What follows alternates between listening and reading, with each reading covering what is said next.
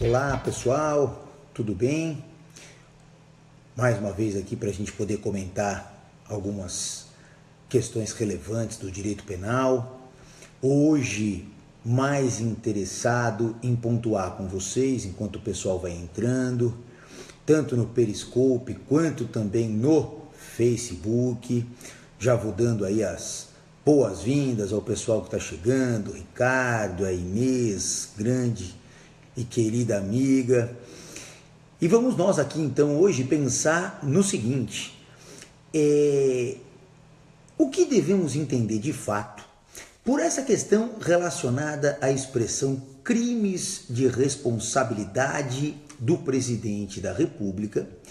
E principalmente o nosso objetivo hoje aqui é esclarecer para vocês o seguinte: principalmente diante do contexto atual do país, muito se usa essa expressão crimes de responsabilidade. Então hoje a nossa preocupação é pontuar se exatamente essas condutas que ensejam essa expressão de fato podem ser denominadas crimes.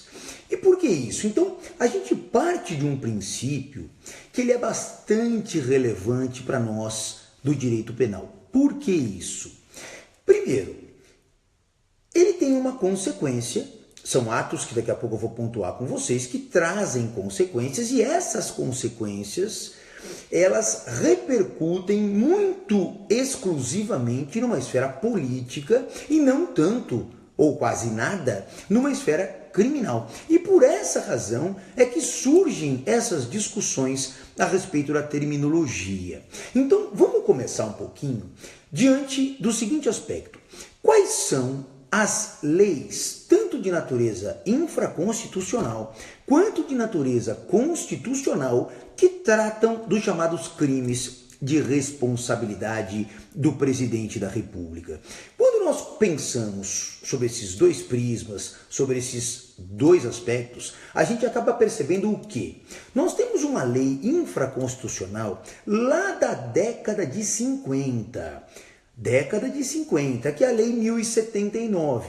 Essa Lei 1079 de 50, portanto, muito anterior à nossa Constituição vigente, essa lei já tratava então do rol dos chamados crimes de responsabilidade. A Constituição Federal, em 88, ela vem e recepciona esses dispositivos da Lei 1079 de 50, na medida em que o artigo 85 da Constituição Federal praticamente replicou os mesmos termos da Lei 1079, quando ela diz no artigo 2º quais são as situações que podem gerar os crimes de responsabilidade do presidente da República. Agora, qual é o bem jurídico protegido que nós temos nessa capitulação relacionada aos crimes praticados pelo presidente da República que podem acabar acarretando no impeachment? O bem jurídico principal protegido é exatamente o Estado Democrático de Direito. Por que o próprio Estado Democrático de Direito?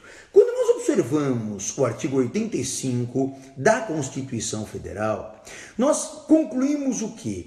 Que aquele rol que vai do inciso 1 ao inciso 7, ele acaba tratando de situações que lesam ou que colocam, pelo menos em risco, bens jurídicos diretamente relacionados ao Estado Democrático de Direito. Então, esse é o principal aspecto que nós temos que levar em consideração. Primeiro ponto, tá? E eu já vou cumprimentando os amigos que vão entrando. Aquino, um abraço grande, Antônio, Almeida, que é um grande amigo também. E aí, a gente continua pensando na seguinte forma. Bom, para que a gente possa, então, interpretar a expressão crimes de responsabilidade, não resta outra alternativa senão entendermos a natureza jurídica do crime de responsabilidade, principalmente fazendo uma comparação em relação à natureza jurídica dos crimes propriamente ditos. Quando eu digo os crimes propriamente ditos, eu me refiro àquele injusto penal culpável.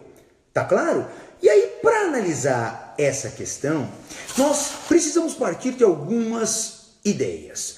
Primeira coisa, Quando eu penso em crime comum, eu estou diante de uma norma penal incriminadora, onde ela tem num preceito primário a descrição de uma conduta e no preceito secundário a pena. Se nós lembrarmos do artigo 1º da Lei de Introdução ao Código Penal, nós vamos relembrar o quê? Que lá diz que crime nada mais é do que aquela infração penal punida ou com reclusão ou com detenção.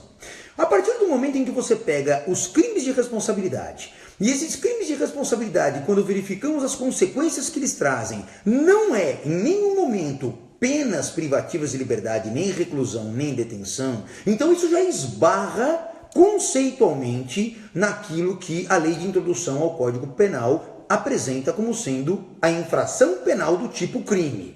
Esse é o primeiro ponto. Então, quando você percebe que os crimes de responsabilidade, na realidade, eles têm por objetivo simplesmente responsabilizar o presidente da República no exercício das suas funções, isso é importante. Os crimes de responsabilidade, eles são vinculados exclusivamente ao exercício da função desenvolvida pelo presidente da República, claro, a partir do momento em que ele pratica comportamentos lesivos aos bens e interesses gerais, ou seja, à coisa pública de uma forma geral.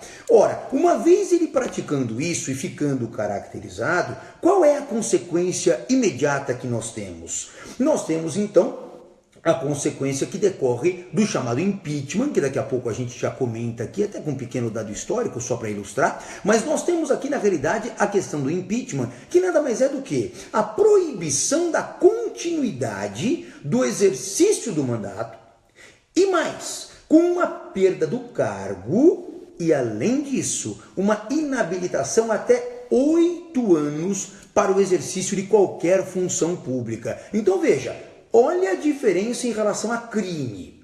Aí você pensa, poxa, mas então por que vem com essa expressão crime? O crime, nós vimos, tem como consequência pena de reclusão ou de detenção. Penas privativas de liberdade, portanto. O crime, entre aspas, de responsabilidade não traz nada dessas consequências. Aí você pode estar pensando, poxa, mas então por que se chamam de crimes? Esse é um problema que remonta da história, pessoal. E por que remonta da história? Essa expressão crime de responsabilidade, só para que você possa ter uma ideia, eu até separei aqui uma cronologia a respeito disso, e que para você possa ter uma ideia, a primeira vez que surgiu no Brasil essa expressão crimes de responsabilidade foi lá em 1827. Olha há quanto tempo atrás nós temos lá no direito brasileiro a expressão crimes de responsabilidade. Mas é evidente que quando eu penso em 1827 eu não estou pensando no presidencialismo. Então não tenho como imaginar que em 1827 já se previa crimes de responsabilidade de presidente da República. É claro que não. Lá se previa, por exemplo, crimes de responsabilidade de ministros, secretários de Estado, conselheiros de Estado.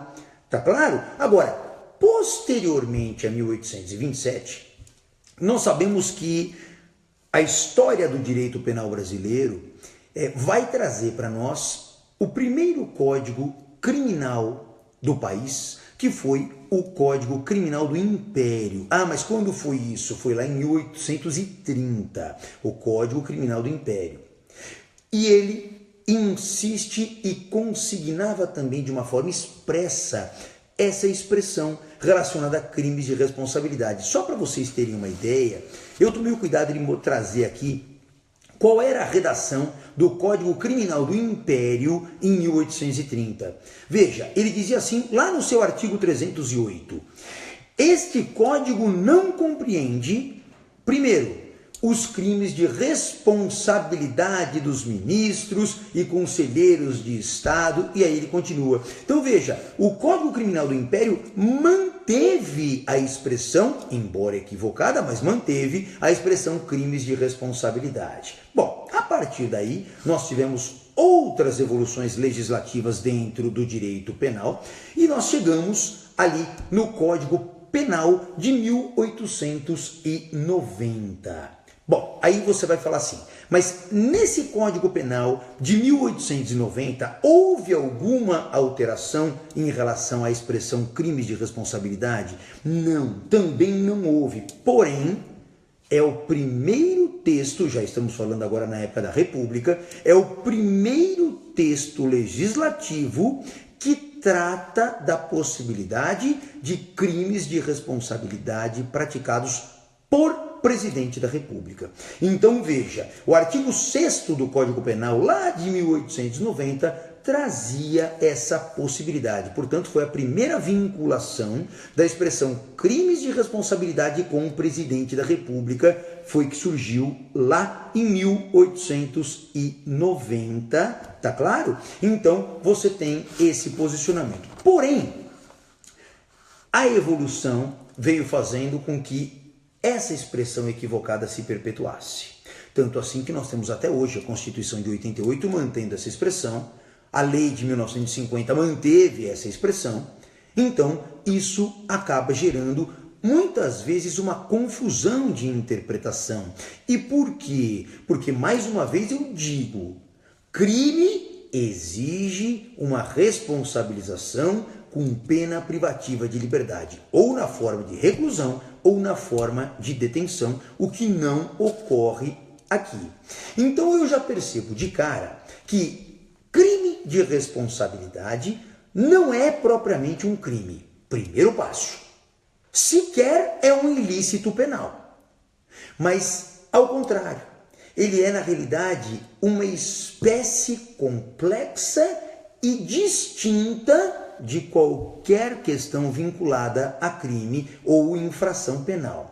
E eu te dou algumas razões para isso, para que você possa acompanhar comigo também. A primeira eu já comentei. Eu já comentei que contraria totalmente a regra estampada na lei de introdução ao direito penal, que diz que crime, lá no artigo 1º, é toda infração que a lei comina uma pena de reclusão ou de detenção. Aliás, aqui cabe até uma pequena observação. Nós sabemos, e é evidente, você também sabe, que o legislador brasileiro vem flexibilizando um pouquinho isso. E ele vem flexibilizando isso de que maneira? Se você pegar, inclusive, a lei de drogas, a lei 11.343 de 2006, nós pegamos o famoso artigo 28, que gera aquela discussão enorme, e está lá considerado crime, porém não há pena privativa de liberdade. Aquela questão que inclusive está sendo objeto de discussão no Supremo Tribunal Federal a respeito do porte de substâncias de droga para uso próprio. Ali, embora seja crime, não tem pena privativa de liberdade. Mas são exceções e não é só isso que afasta o crime de responsabilidade da natureza de ser crime ou não. Por que isso? Porque depois nós temos uma outra situação que diferencia. Qual é a missão de uma lei penal? Se nós formos pensar a missão de uma lei penal, nada mais é do que a defesa de bens jurídicos imprescindíveis para a coexistência pacífica dos homens. Aí eu vou além. E mais do que isso, e que não podem ser, de uma forma eficaz, não é isso? Protegidas por outros ramos do direito. Então veja, a finalidade principal da norma penal, da lei penal, é a defesa dos bens jurídicos imprescindíveis a um bom convívio, a um convívio pacífico entre os homens. Primeiro passo, ok? É aquilo que a gente diz, a lei penal é a última ratio legis, ou seja, se nenhum outro ramo do direito tiver força suficiente para inibir aquele comportamento, o direito penal é chamado para poder, exatamente pela sua intensidade de coerção, na medida em que impõe penas mais drásticas, com limitações inclusive corporais, fazer com que o indivíduo tenha aquele caráter preventivo em relação ao cometimento do delito. Esse é o primeiro ponto, ok? Em contrapartida, o crime de responsabilidade, por sua vez, ele tem a sua fonte onde? Ele não é a mesma fonte da norma penal. A norma penal, o crime, ele decorre do enquadramento do encaixe perfeito entre o comportamento do agente e aquela norma penal incriminadora. Já o crime de responsabilidade não. Por quê? Porque ele decorre, a fonte dele, a origem dele, é o descumprimento de um dever. Olha, vou repetir. O crime de responsabilidade decorre do descumprimento de um dever atribuído constitucionalmente ao chefe do Poder Executivo durante o mandato. Então, outra situação que diferencia a ideia de crime em relação a direito penal da expressão crime de responsabilidade utilizada para se referir a uma quebra de dever, por exemplo, do presidente da República. Um outro tema que também diferencia e vai afastando cada vez mais uma figura da outra. Ora, nós sabemos muito bem que a competência para julgar crimes comuns, aqueles que decorrem de lei penal, é do Poder Judiciário. É o Poder Judiciário que detém o chamado jus puniendi, o direito de punir, de restringir garantias individuais dos indivíduos, na medida em que muitas vezes pode restringir até o próprio direito de liberdade de alguém. Por outro lado, o crime de responsabilidade, olha a diferença. O crime de responsabilidade, a competência não é do Poder Judiciário para julgar. Nós sabemos, num primeiro momento, ele vai tramitar perante a Câmara Federal, num segundo momento perante o Senado. Ou seja, a competência é do Congresso Nacional. Significa dizer o quê?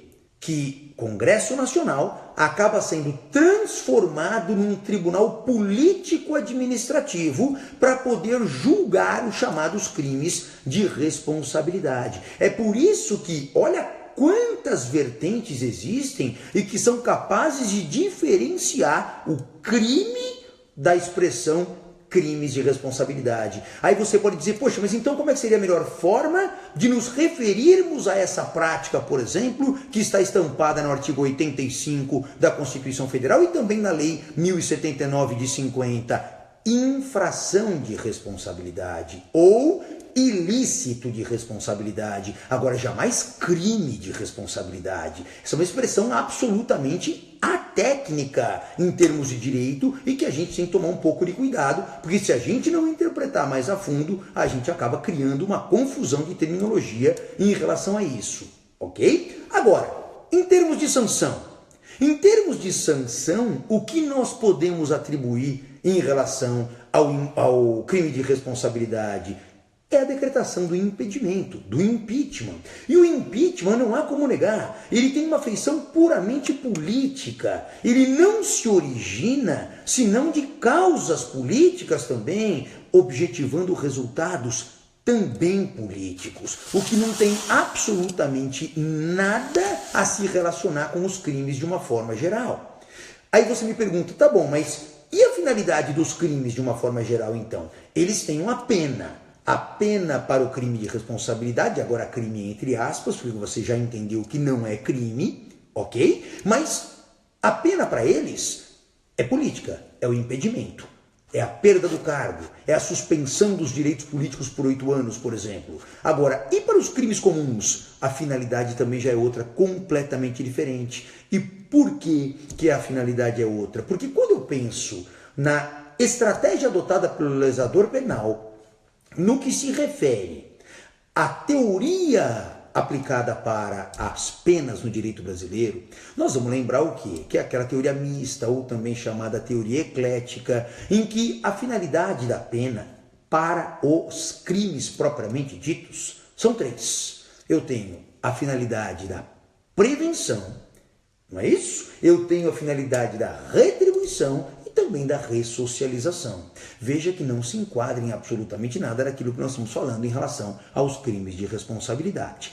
Agora, por outro lado, aí surge um outro aspecto muito interessante para a gente poder refletir também. Eu queria estabelecer com vocês 2 situações. O processo penal dos crimes propriamente ditos em comparação com o processo de impeachment.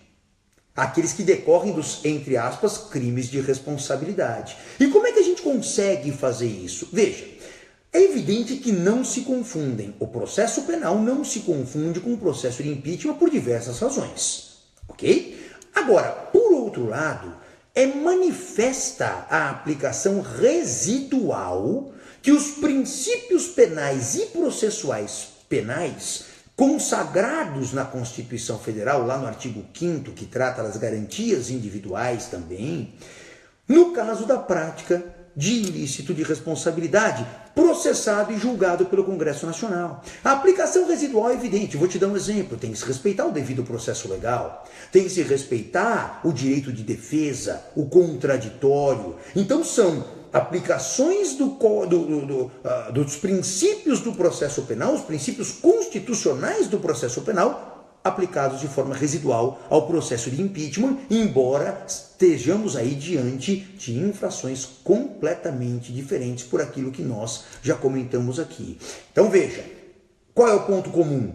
Que ambos acabam se sujeitando aos princípios constitucionais de garantia, ok? Resumo disso tudo que nós estamos falando aqui. Os crimes de responsabilidade não estão contidos dentro do conjunto das chamadas infrações penais. Quando eu penso em infrações penais, eu penso em crime e contravenção penal. Crime de responsabilidade não é sequer um subgrupo dessas infrações penais. Ok? Aí você fala, bom, mas então como é que eu consigo classificar esses crimes de responsabilidade? Os crimes de responsabilidade se classificam, pessoal, como sendo uma infração de responsabilidade de natureza autônoma. Ela tem uma natureza autônoma, até se assemelha a infrações de natureza civil, um ilícito civil, mais ainda a um ilícito administrativo, mas jamais a uma infração penal por essas circunstâncias que a gente pontuou em relação a isso. Portanto, a minha principal preocupação era esclarecer para vocês todos a grande confusão de terminologia que existe quando nós usamos a expressão crimes de responsabilidade. Essa expressão tecnicamente é imprecisa, porque as condutas descritas no artigo 85 da Constituição Federal, bem como na lei da década de 50, na lei 1079, não são consideradas crimes, porque contrariam o disposto, inclusive, no artigo 1º da Lei de Introdução ao Código Penal, além dos outros elementos que nós colocamos aqui. Tá bom? Pessoal, era isso que hoje eu queria pontuar para vocês, esclarecer esses aspectos, para que você consiga definir e não se confundir em relação a esses temas. Tá bom? Eu quero agradecer aqui a presença de todos vocês, quero agradecer bastante o pessoal que está no Periscope, quero agradecer o pessoal que está no Facebook e numa próxima oportunidade a gente desenvolve um pouquinho mais esses temas. Tá bom? Bom descanso para vocês e até a próxima. Tchau, pessoal!